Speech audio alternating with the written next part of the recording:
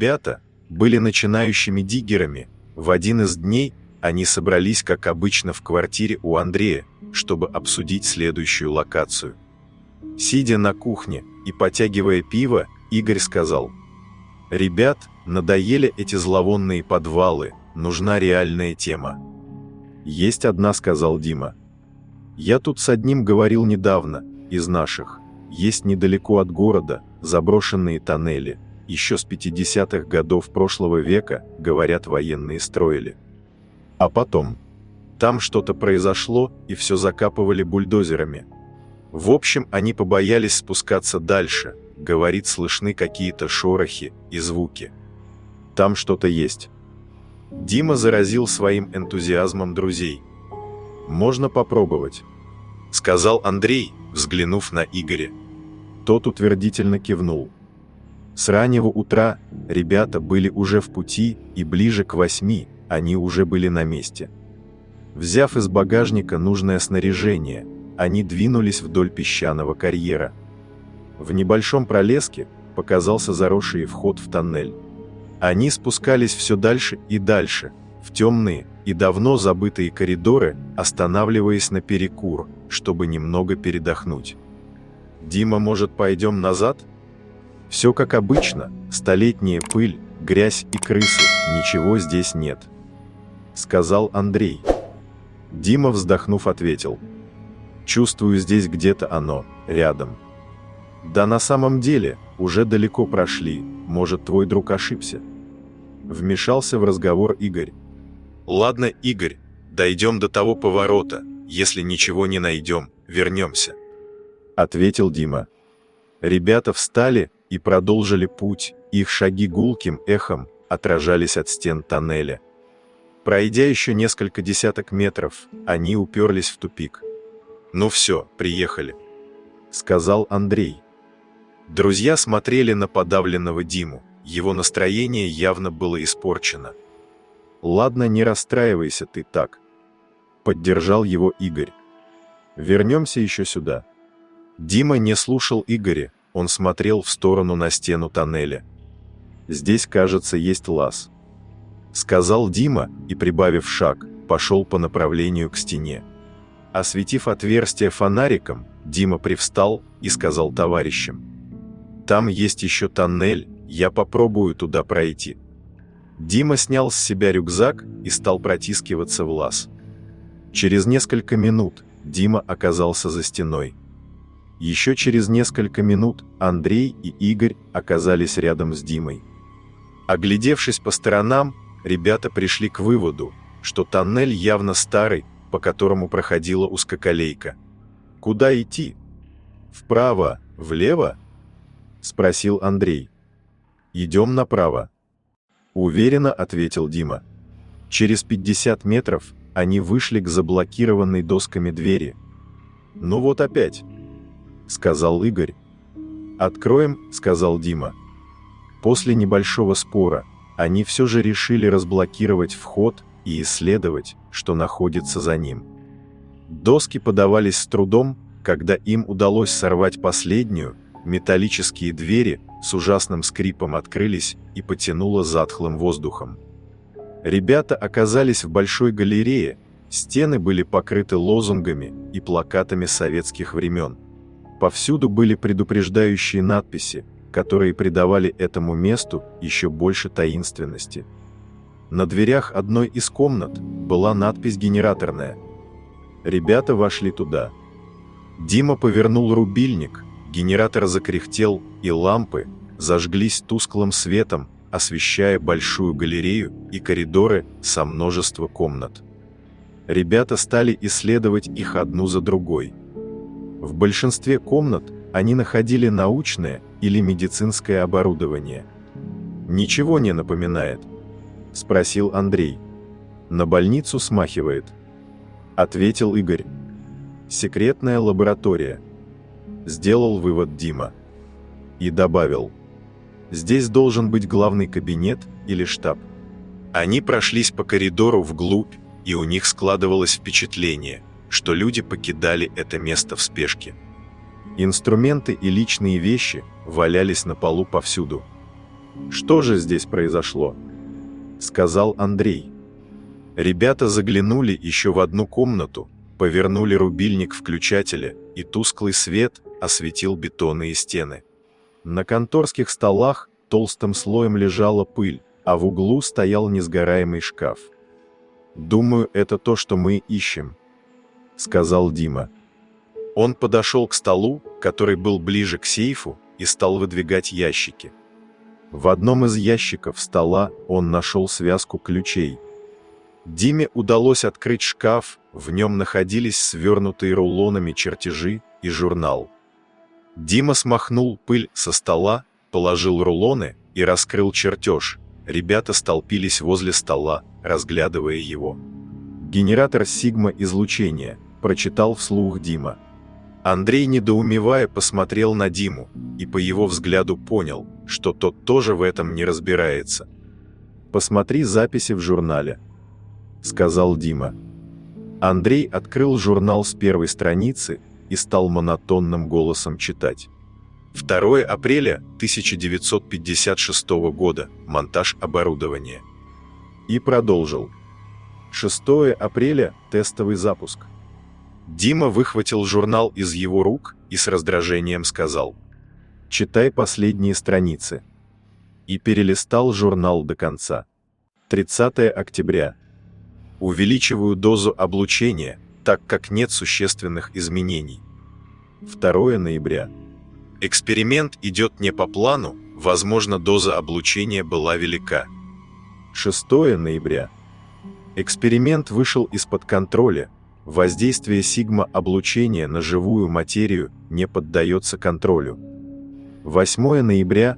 Последствия неудачного эксперимента невозможно остановить. Есть жертвы среди персонала, объявлена эвакуация. Здесь запись обрывалась. Пока Дима и Андрей рассматривали журнал, Игорь, посвистывая себе под нос от скуки, вышел из комнаты. Его свист гулким эхом отражался от стен подземной галереи, но в какой-то момент он прекратился. Дима схватил документы и запихал в рюкзак. Ребята стали звать Игоря, но его нигде не было. Ребята вышли в просторную залу с большой шахтой в полу и огромным куполом, с которого свисал громоздкий агрегат, напоминавший формой телескоп, острие которого было направлено в пропасть. «Это что за фигня?» — вскрикнул Андрей. «Кажется, это тот самый генератор сигма-излучений», — ответил Дима. «Смотри», — сказал Дима, показывая на окурок и свежий кровавый след, который обрывался у края площадки. «Нет, Игорь!» — прокричал в шахту Андрей, которая вела глубоко вниз. Андрей стал доставать из рюкзака веревку. Дима осветил шахту фонарем, его луч выхватил какое-то движение на дне шахты. Андрей продолжал кричать вниз. «Игорь, держись, мы спускаемся!» Дима, не отпуская фонаря, продолжал светить вниз. Он подумал, что ему показалось, будто дно шахты начинает подниматься к поверхности. Но зрение его не обмануло. Масса бурля поднималась, извиваясь, тянулась к ребятам из недр шахты на поверхность. Дима отпрянул от края и прислонился к стене, когда с ужасным зловонием мимо него пролетели челюсти ужасного червя. Андрей стал кричать, и червь потянулся в его сторону, клацая зубами. «Молчи и не дергайся», — сказал Дима шепотом. «Они, кажется, слепые». За первым громадным червем показались головы других. Они стали вываливаться на площадку, один за другим, где стояли ребята. Они оказались прижаты к стене, до выхода было метров 10. «Нужно двигаться к дверям, Игорю мы уже не поможем», — прошептал Дима Андрею. «Что это за твари?» — всхлипывая, спросил Андрей. «Это, кажется, неудавшийся эксперимент.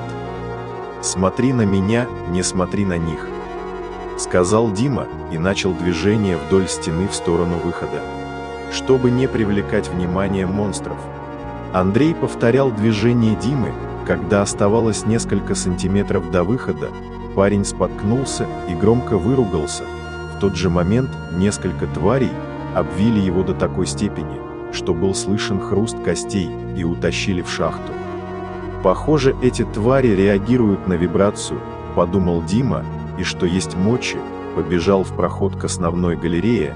Он слышал за спиной шорохи и клацанье челюстей этих монстров. В одном из коридоров он заметил красную надпись «Аварийный выход» и указательную стрелку. Раздумывать было некогда. Дима свернул в коридор, показалась слабо освещенная клеть грузоподъемника. Он дернул решетчатую дверь. К счастью, она подалась и сразу же захлопнул ее. Несколько тварей врезалось в нее, пытаясь перекусить металлическую сетку своими мощными челюстями. Дима лихорадочно жал на зеленую кнопку пуска. Из транслятора послышалось потрескивание и запись женского голоса. Обнаружена опасность, включен режим самоликвидации. Просьба персонал покинуть объект, осталось 30 секунд, 29. Дима, не переставая, нажимал на кнопку лифта, клеть уже не выдерживала натиска, и вот-вот монстры доберутся и до него.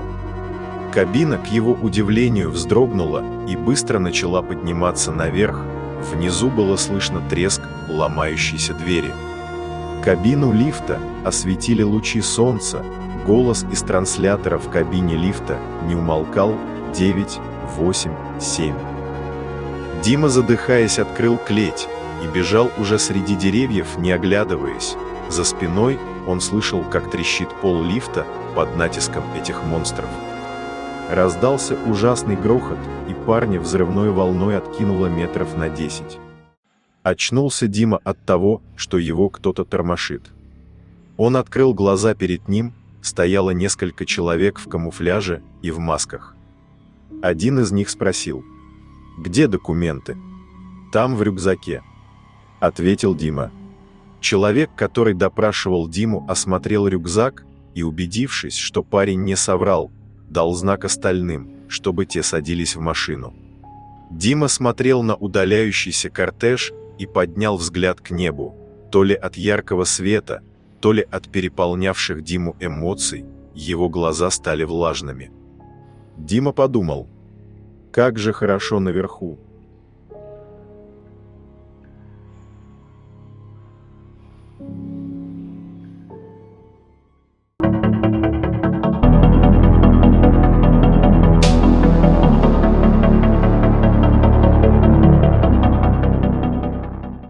Данный ошеломительный случай произошел в окрестностях небольшого калифорнийского города Бишоп в 1973 году.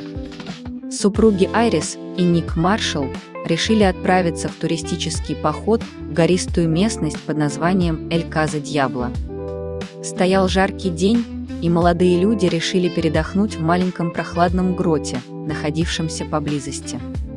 Зайдя в пещеру, они заметили в глубине маленькое отверстие и решили проникнуть в него. С трудом протиснувшись между камнями, Айрис и Ник оказались в другой пещере. Луч сильного фонаря осветил ее стены, и спелеологи-любители с изумлением обнаружили, что стены и пол пещеры были необычайно ровные и гладкие, отшлифованные до зеркального блеска.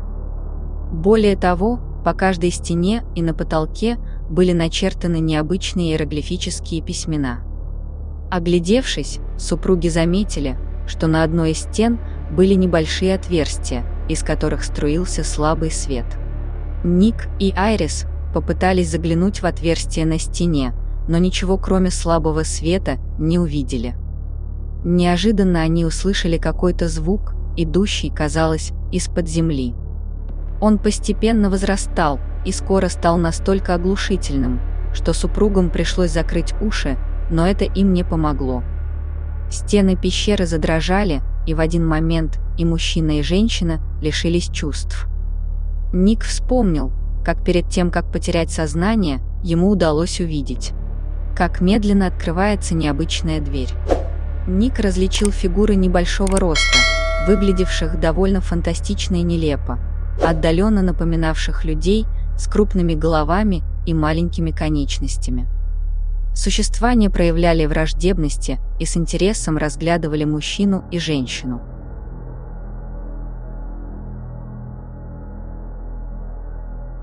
Супруги пришли в себя через несколько часов на расстоянии примерно 20 метров от грота, куда они заходили. Ник убедил Айрис, что им все это показалось, может, стены пещеры выделяют газ, который вызывает галлюцинации. Они с трудом поднялись и решили вернуться за своими вещами. И снова вошли в грот, но обнаружили, что их вещи пропали. Они почувствовали страх, осознав, что то, что они увидели, не было сном. Решив долго не задерживаться, супруги выбрались наружу и направились к городу, чтобы рассказать о случае полиции. По возвращении в Бишоп им никто не поверил и списали исчезновение снаряжения на усталость от пути, хотя среди самих жителей городка широко распространена легенда о горных духах. Ник и Айрис решили не спорить с местными представителями властей и покинули городок. Через несколько месяцев супруги вернулись и взяли с собой видеокамеру, чтобы развеять все сомнения. Они снова отправились в Каза Дьябло, чтобы исследовать ту загадочную пещеру на предмет доказательств. Но на этот раз, когда они прибыли на место, грот исчез без следа. Супруги поняли, что им пришлось столкнуться с невиданным явлением. Их невероятное приключение так и осталось для них загадкой.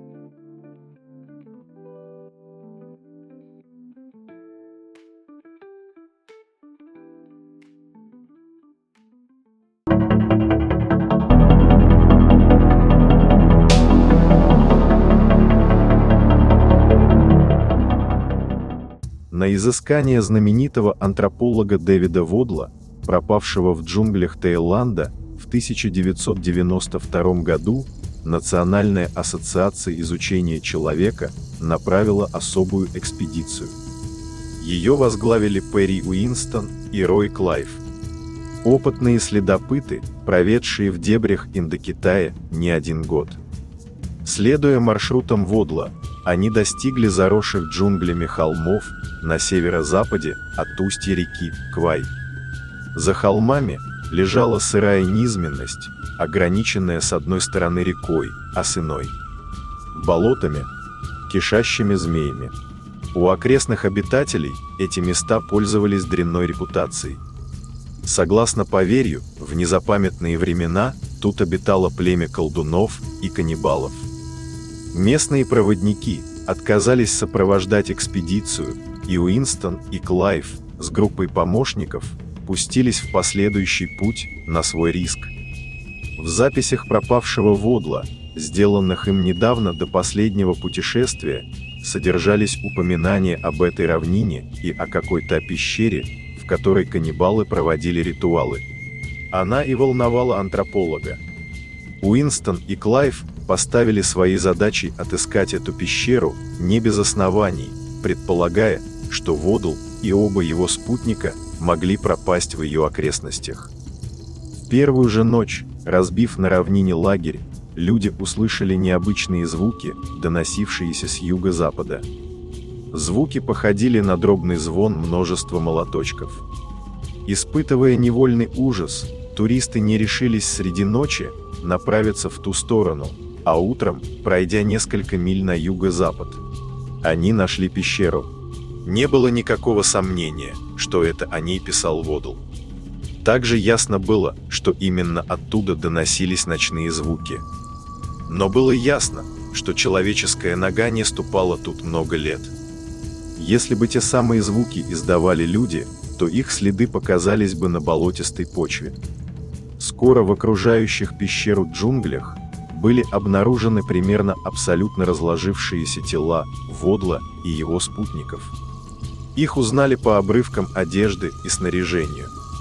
Осмотр трупов показал, что антропологов жестоко убили. Их грудные клетки и черепа были проломлены каким-то тупым предметом. При этом убийцы ничего не взяли из имущества. Этот факт говорил, что людей убил какой-то сильный зверь. Войдя в пещеру, изыскатели нашли в ней уйму человеческих скелетов, лежащих на полу, прислоненных у стен, даже подвешенных к стенам и потолку. Людей изумило то обстоятельство, что грудные клетки и черепа мертвецов были проломлены так же, как у Водла и его спутников. Впрочем, было видимо, что множество скелетов в пещере древнего происхождения. Это обстоятельство поставило изыскателей в замешательство. Лагерь разбили на некотором расстоянии от угрюмого обиталища мертвых. И вновь среди ночи послышался дробный звон. На данный раз значительно ближе.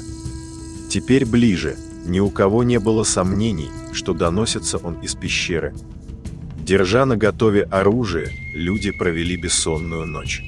Лишь днем Уинстон и еще несколько человек отправились к пещере. Все тут оставалось по-прежнему. Не видно было никаких следов чьего-либо ночного нахождения. Но в самой пещере их ждал необычайный сюрприз.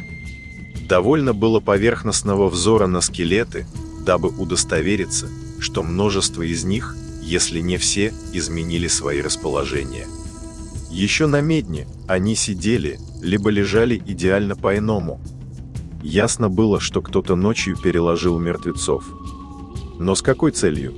Уинстон и еще один участник экспедиции решили остаться вблизи пещеры на ночь.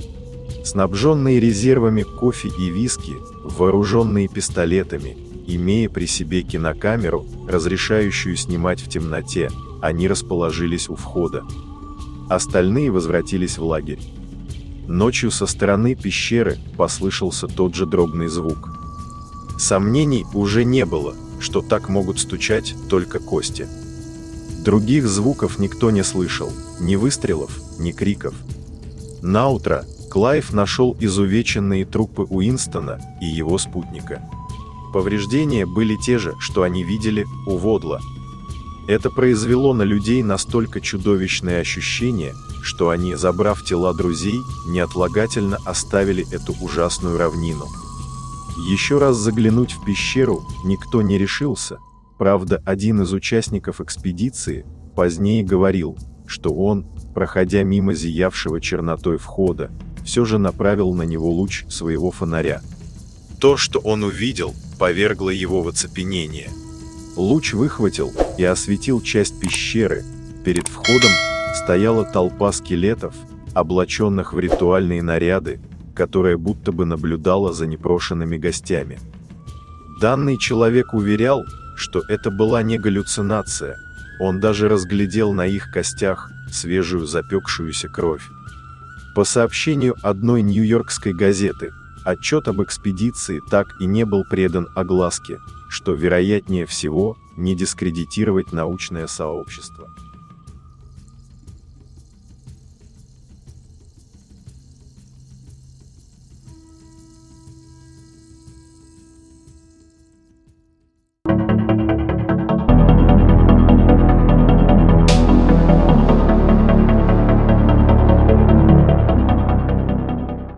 Свидетель с позывным Грегор рассказал, что это случилось, когда он изучал пещеру в области Верхней Австрии, которая знаменита обширными соляными шахтами.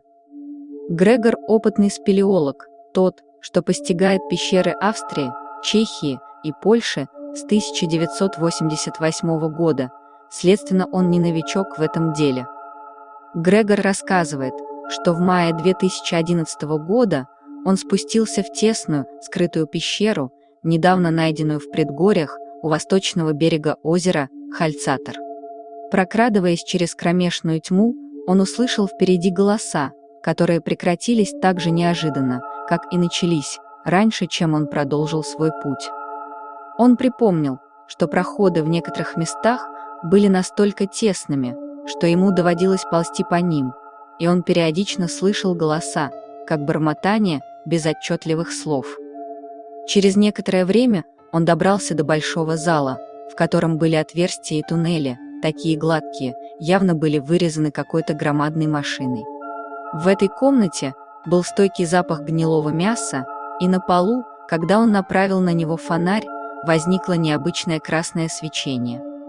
Когда он рассматривал это необычное явление, все внезапно стало пугающим. Он опустился на колени и вновь услышал голоса, доносящиеся из одного из проходов. Мужчина напугался и поторопился обратно через тесный туннель к выходу. Отойдя на несколько метров, он снова обернулся. Желтый свет медлительно пробивался в комнату из отверстия в стене слева. Там было несколько желтых огней, следующих за первым. Когда свет переместился через отверстие в комнату, а после этого обратно через отверстие справа, он сумел увидеть существ. От этого зрелища все его тело обуял ужас, мужчина был реально парализован. Существа были похожи на гуманоидов. Но это были не люди. Они были высокого роста и напоминали мускулистых ящериц, которые ходили прямо, как люди. Существа были одеты в темно-красную одежду, которая расширялась к низу и закрывала ноги. Он не мог верно определить цвет кожи, но у всех была вытянутая морда, как у варана. У них были длинные хвосты, которые стремительно раскачивались взад и вперед, когда существа двигались. Руки и ноги были громоздкими и мускулистыми. Были слышны и голоса, словно они общались между собой. Они звучали вовсе не по-человечески, преобладало шипение в их диалоге. Возможно, их было около дюжины или больше, когда они гуськом прошли через комнату и вошли в другое отверстие. Когда Грегор осознал, что остался незамеченным, стремительно выбрался из пещеры. Исследователь был в шоке от увиденного, так как примерно не помнил ничего, что случилось с того момента, пока он не добрался до своего офиса. Он решил сделать записи о своей встрече, но не обговаривал этот случай ни с кем иным, кроме близких друзей.